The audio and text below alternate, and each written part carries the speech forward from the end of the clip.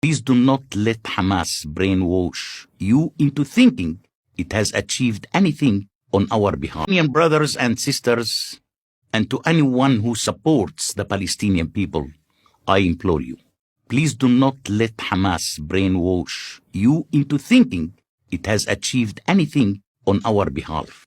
It hasn't. Not in the Gaza wars of 2021, 2014, 2012, or 2008. Each one of these pointless conflicts has been a catastrophe, costing us dearly in lives and treasure. Hamas is not a social justice movement, and it certainly does not care about the Palestinian people. It is a criminal gang that only cares about increasing its own power. Israel is not the main cause of your suffering. Hamas is the main cause. Israel is not your jailer. Hamas is. It was Hamas that led you into this most recent disaster. They told you that the Israelis were evicting innocent Palestinians from their homes in the Sheikh Jarrah area of East Jerusalem. It is a lie. The people living in those homes weren't tenants. They were squatters. They hadn't paid rent for decades. They told you that the Israelis planned to destroy the Al-Aqsa Mosque. This too is a lie. The mosque is still there. It will be there tomorrow. Say what you want about the Israelis. They are not stupid. They know that if they actually attempt to destroy Al-Aqsa, it would lead to war with every Muslim country. Yes, Hamas take actions and thus look strong next to its rival, the corrupt Fatah party. But the only action it takes is to lead us into chaos. Hamas has no ability and, in fact, no desire to govern.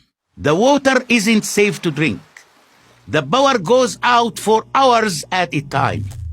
Raw sewage washes up on your beaches. The Israelis are not responsible for these dismal failures. Hamas is, and everybody in Gaza knows it. It is Hamas that steals the imported cement meant to build houses for you and uses it instead to build a massive network of tunnels from which it hopes to terrorize Israelis.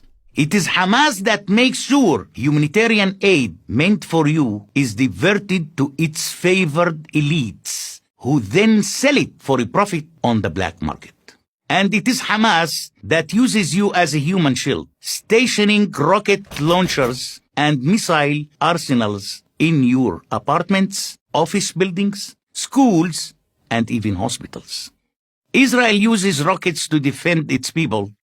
Hamas uses people to defend its rockets. As for its war strategy, Hamas doesn't have one.